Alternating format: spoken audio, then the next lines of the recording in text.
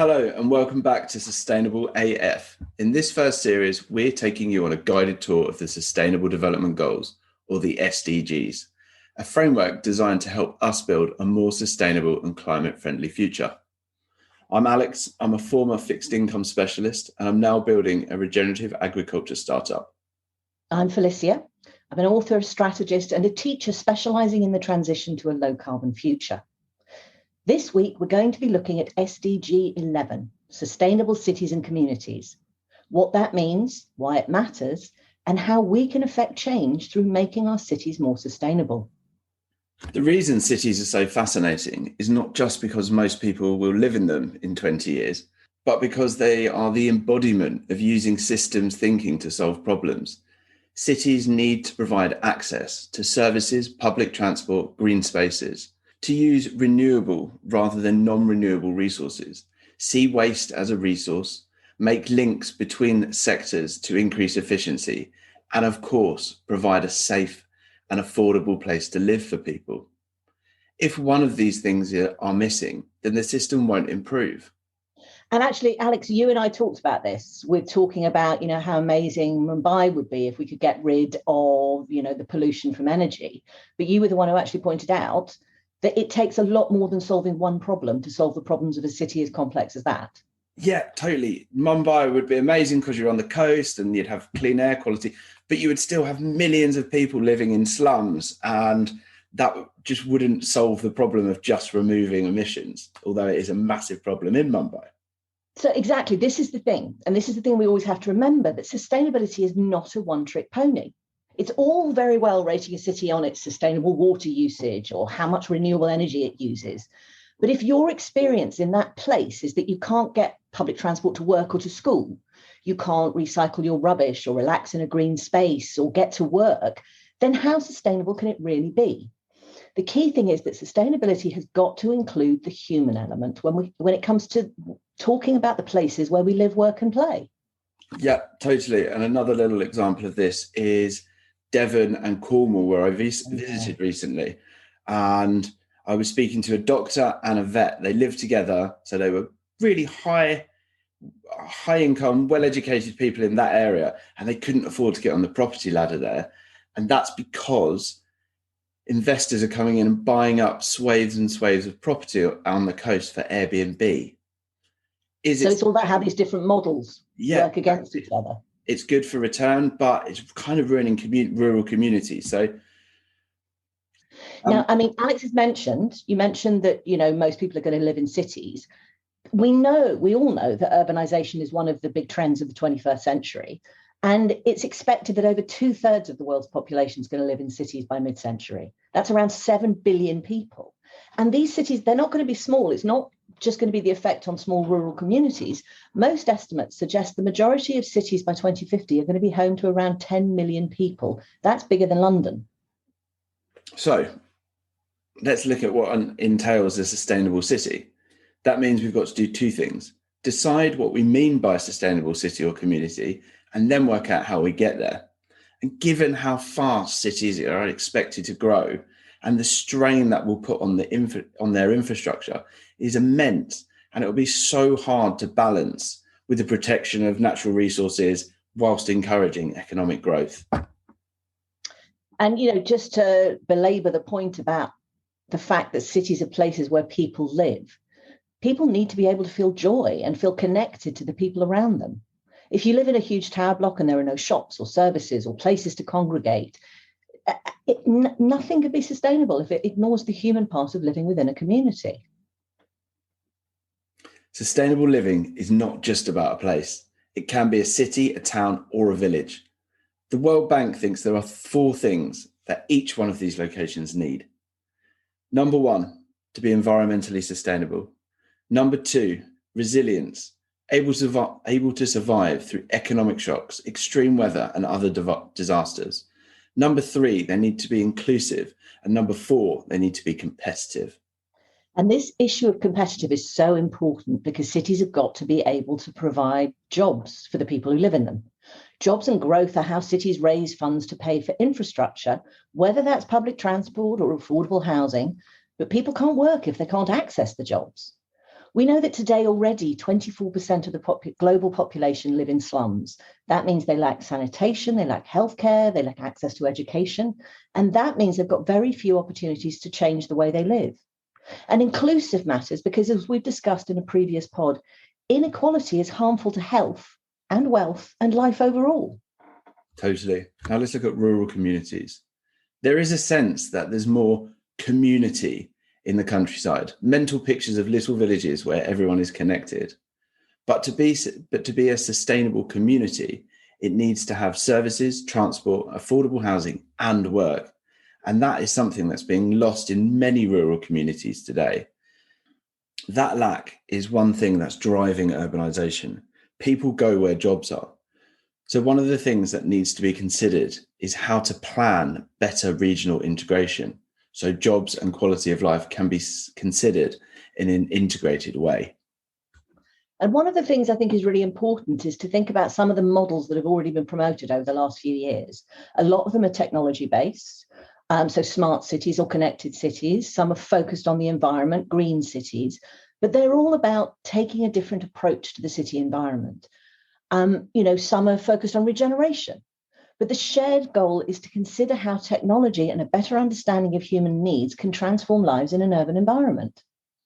I think the problem, Fee, with some of these models is they take the old school look of what's one issue that we need to solve, not the systems-based approach of, okay, this is how we look at a city as a whole, and this is how we feed into them. They're all great ideas, but a wider net needs to be applied when trying to solve. There's a really lovely idea around this. It's this idea that don't look at a city as a sort of list of different problems you have to solve, but think about it as a living entity, a sort of ecosystem, and there's got to be function and form, but also spirit and all that stuff.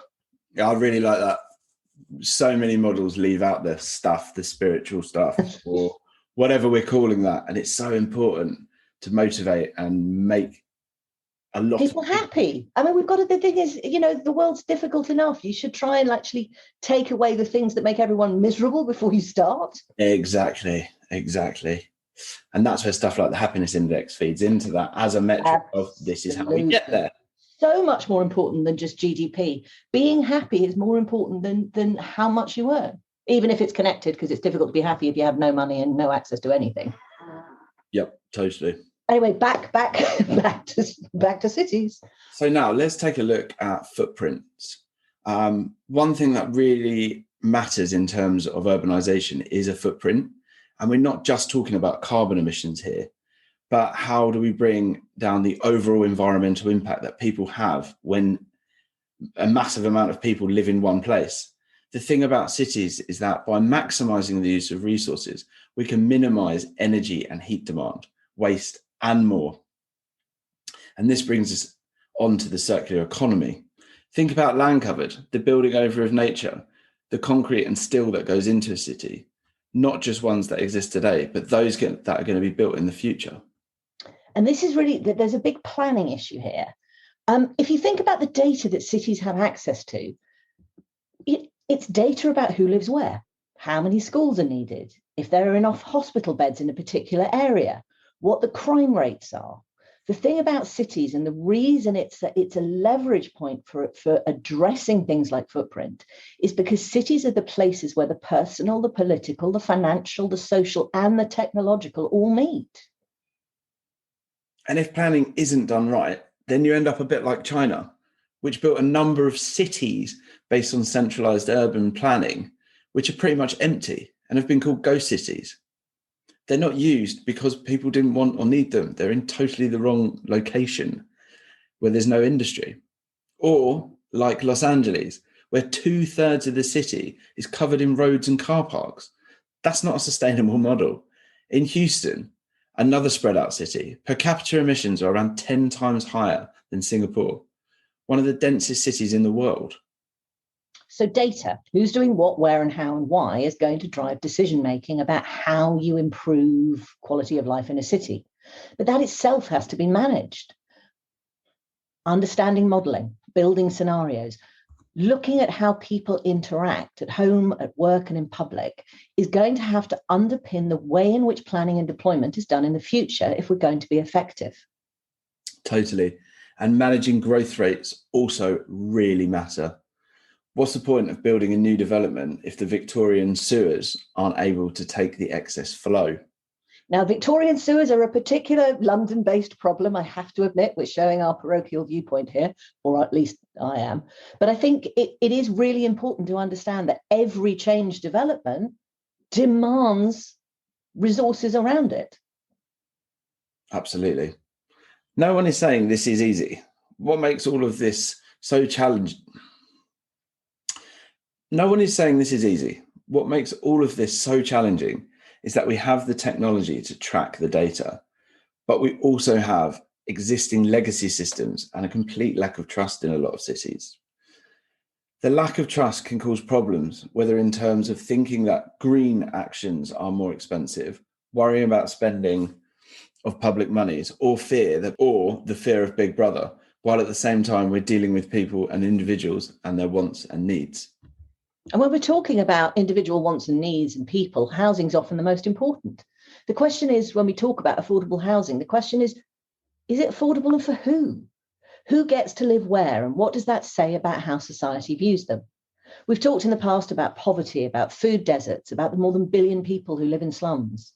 The risks of climate change, of economic shifts, of diminishing access to resources are going to affect the poor the most.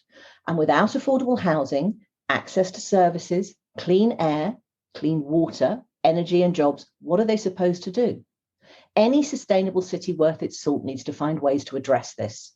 And one of the first things we should talk about in cities is health. And the reason for that is air pollution in cities is a big problem, from traffic, from energy consumption, from industrial operations and building. Clean air is so important for climate, but also for health. In 2016, ambient air pollution caused 4.2 million premature deaths. The morbidity and mortality of air pollution-related deaths has huge human and economic impacts. And it's the big picture too. Let's not forget my favourite story about how Chinese action on the environment was driven in large part by an understanding of the damage air pollution from coal was doing to the economy. You know, it's not just in terms of days lost from work. India is now suffering. In 2019, I think 21 of the 30 most polluted cities in the world were in India. Extreme air pollution is driving new conceptualizations of sustainability and understanding of how the authorities and the people can come together to work for a common goal. It's worth mentioning that London, which is considered to be one of the most sustainable cities due to its green spaces, transport plans, clean energy targets, and more, has breached its air pollution limits almost every year since they were reduced. Even during lockdown, traffic-related emissions were well over their legal threshold. And what this shows us is how everything is interconnected. I know we talk about it all the time, but it's really good to have evidence of how that plays out. Addressing one problem doesn't always solve another. When it comes to transport, a huge part of this is thinking about what transportation is for. Most people only drive a few miles a day, with fewer journeys between cities. Even if we've been conditioned to think about cars as needing to be able to drive hundreds of miles if necessary, that's not actually the case. It's not just a well-structured and connected transport system, but think about how it all fits together. We need low-carbon, accessible public transport for clean air, but we also need it for jobs. How do people who can't afford cars get around? How and where do they access healthcare, education, and even shops? And how do we address private transport, commercial deliveries, and the supply chain, which are just as important? So, well, obviously, if we're talking about public transport, we've got lots of different options. We've got trams, and we've got metros, we've got buses, we've got ferries. On a wider basis, we've actually seen the development of electric vehicles and electric bikes and scooters and vans and the development of new fuels for long distance transportation, whether that's compressed LNG or hydrogen or whatever it might be. But the car industry is changing to accommodate the need for more efficiency as well. Everything from lightweighting to new automotive tech is being trialed in places around the world. And it's not just the technology, it's also the way in which we use it. In Hangzhou in China, they're trialing this sort of vending lending system where ultra compact cars with a 75-mile range can be hired for like $3 an hour. So there are new models of ownership too, like car sharing or pilots using self-driving cars. All of these can be transformational if they are deployed together. One of the key things to all of this is modal shift. Think about how and why people travel and what they need. Prioritizing bikes and pedestrians is one approach. Cities like Copenhagen use incentives and pushes for behavioral change to get people to use more efficient ways of traveling. In Copenhagen, the green wave means you can hit all green lights on a cycle if you're traveling at 20 kilometers an hour. That's cool. It's very cool. But the thing that I also find exciting is this issue about the last mile, which people talk about, the delivery problem, how you actually get things from centres to the house. And there are lots of little things that can be done to make a difference. So during the pandemic, Cadogan launched an e-bike service to deliver groceries to locals from its main shopping street, connecting shops and people in a low carbon way. There's a company called Magway, which is building a magnetic hyperloop system for deliveries, like the huge long journey hyperloop that everyone talks about in the States, but to deliver your toothbrush. Amazon's been toying with electric drone deliveries. And actually in Greenwich in London, the Gateway pilot, that's got a trial including automated vehicles right alongside cycle and pedestrian paths and little robots that will bring your pizza to your door. Can you imagine having little robots dropping off what you need? It'd be really cool. I've actually seen them and they're really cool. It's fascinating when they get to a level crossing and actually stop and wait for the car to move and then go. Oh, that's amazing. Now, infrastructure is always going to be an issue, as we've got to build new stuff, which takes resources, while maintaining the existing stuff, maybe retrofitting, and creating new forms of infrastructure, from digital networks to charging points. For transport, we'll need access to vehicles, accessible charging stations, networks for cycle paths, and safe walking spaces. And that requires a lot of better planning of land use. And actually, one of the other things that's just occurred to me that it also really does require, and that's technology to manage all these different elements. We need not just to know where they all are and know how to get to them, but we need some kind of system that enables the city to manage the transfer, the flow of goods and services and people from one place to another. If you think about traffic management, if it's network wide, you can actually lower emissions by making sure the lights run in a certain way, or that you're connecting the trains to the buses and the timetables. One of the problems, we do have a lot of infrastructure that allows us to do that, but there are budget constraints. So how do we expand that current infrastructure in such a way that we can actually focus on smart traffic management, smart people management? Absolutely. And I suppose we can then touch again, as we always do, with who's going to pay for it. How are we going to pay for it?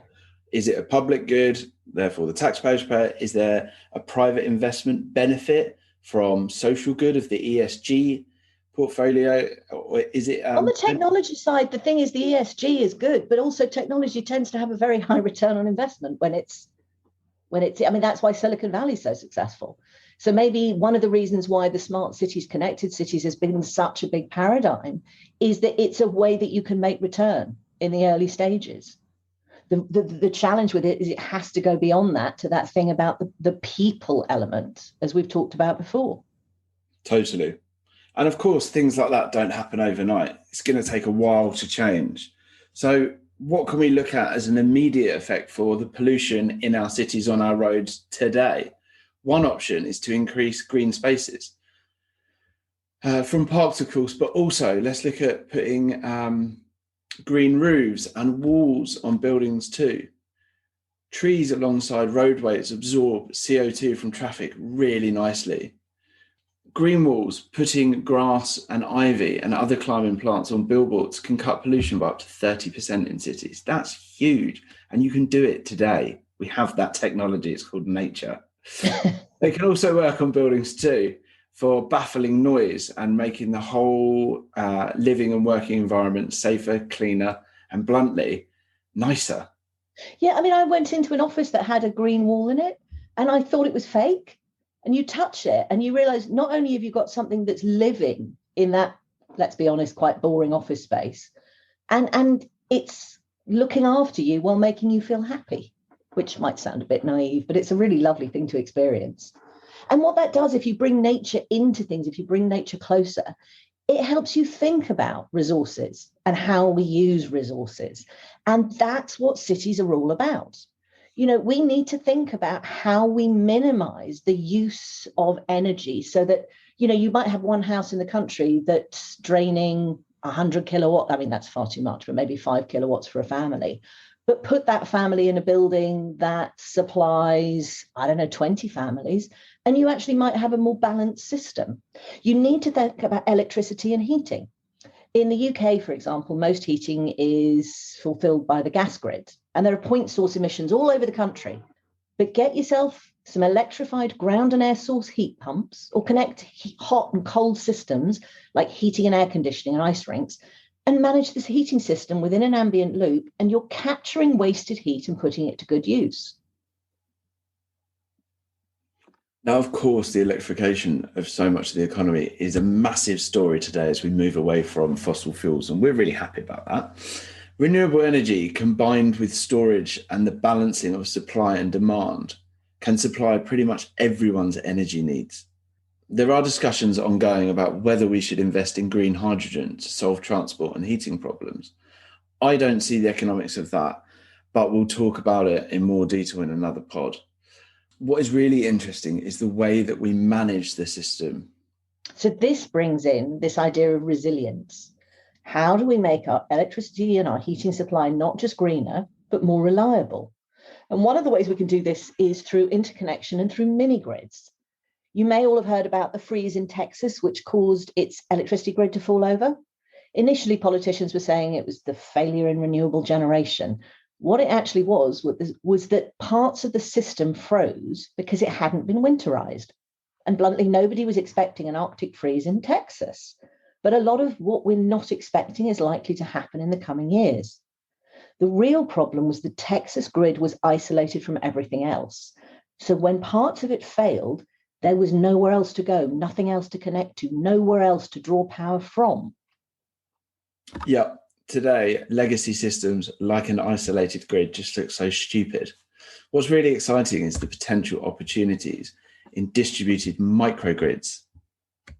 The old system, where large-scale energy generation was derived from burning fossil fuels and then distributing the energy around the country, just isn't really fit for purpose anymore.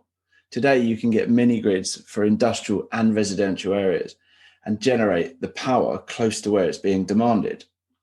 Not only does that mean you don't have to deal with the massive energy losses that come from shipping energy from across the country from one side to the other, but also the multitudes of points of generation, so that if something falls over, the demand could be drawn from elsewhere, whether that's solar panels on a school, demand management of an industrial freezer, or waste heat from a subway. And weirdly, that brings us straight back to data again, only not this time about people, but about infrastructure assets. You can only change the pull in demand if you know where the supply is.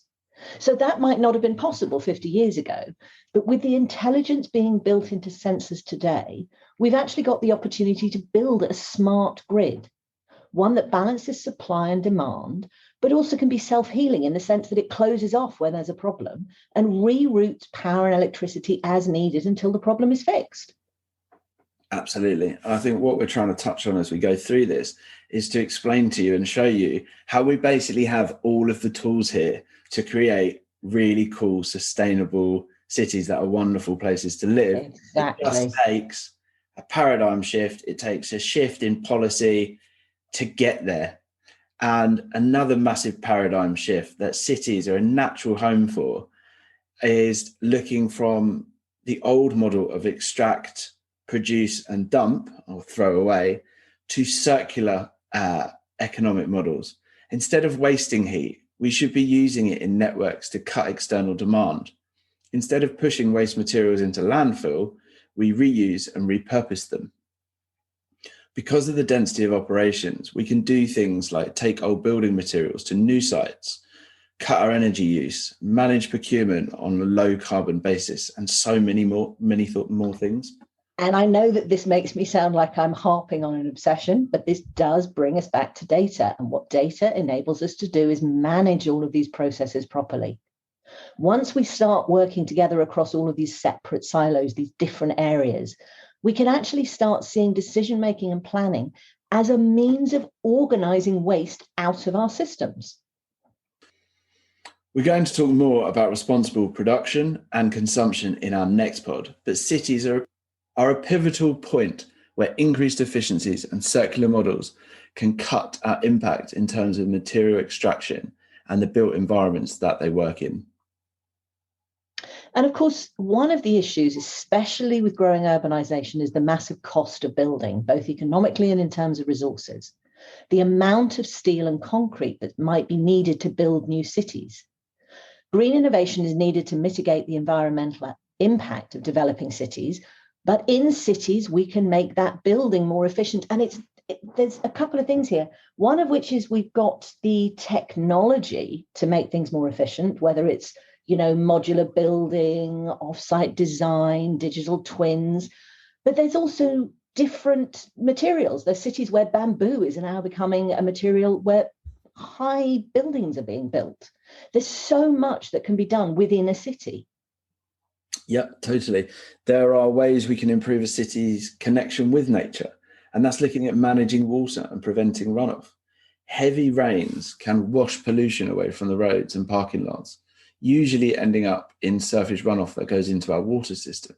If the runoff is bad enough, it can end up flooding the sewers and causing serious health problems. And actually, when we're concerned about the fact that we're going to see increased extreme weather, any form of additional flooding is going to be a serious problem. We've mentioned water harvesting, making sure that you capture the grey water that just falls onto buildings. And that's going to be critical as well, as more and more regions suffer from drought. If we reuse heat that comes out of buildings rather than wasting it into the air, it can help us manage the heat island effect, as well as the growing demand for heating and cooling. There are lots of different steps that are going to need to be taken, from revisioning design and production to the development of new technologies and processes that can turn waste outputs into production inputs, but we know how to do it. So part of the paradigm shift we just discussed is addressing behavioural change. Yeah. And when we see that happen, it's awesome. And we have seen that happen. Consumers' concern is what drove action on plastics. And there is growing pressure to find new ways of working in a lot of areas. Cities are hubs of innovation. And although today a lot of people are working from home, communities of people come together, both at the citizen and scientific level. And it's driving new ways of doing things, new ways of producing things, and new ways of consuming things. And that's epic. Well, it's like new ways of living, which I love. At an economy-wide level, a lot of the economic processes in recycling, for example, have been seen as too expensive because of energy costs. But as renewable energy becomes cheaper and cheaper, those costs fall. So what we're seeing is, we know we have the technology, but do we have the processes and the economic structures in place to make it work? It's great that the cost of recycling is falling, but then where does the profit come from to invest in new ideas and new technologies, in increased efficiency and, as Alex says, innovations? Cities also hold up a mirror to the social inequities that impact on the quality of life, from poverty, lack of education, to crime and social unrest. Whether you're looking at a developed or developing economy, the challenge remains the same, just at different levels of impact. So then what matters is how a city is managed, how the planning is done, and the goals that are put into place. And what I love about this circular regenerative model is that it's one that works for all of these different elements that we've just discussed. And the reason for that is because it looks at value in a different way. So we've talked in the past about decoupling growth from the consumption of finite resources, and how that can transform the way in which we look at the world around us and the way in which we build our living systems. So guys, that brings us to our conclusion. And as we've said, there are lots of details underlying why it's important to make cities sustainable, both in terms of growing urbanisation and just what we can change.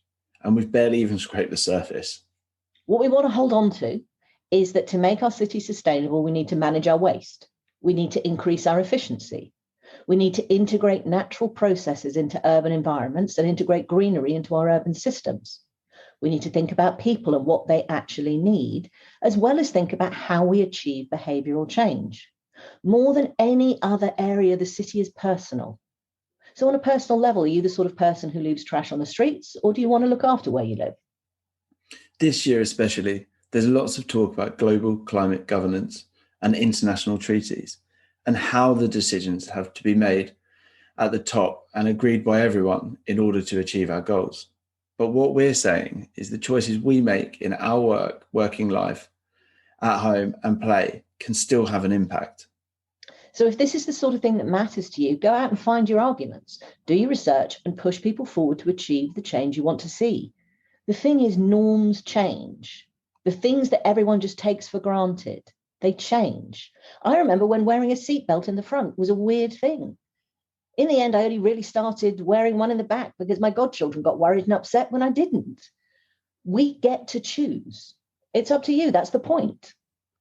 So we hope the discussion has raised some questions for you and made you realise that you do have the power through your own communities to affect change.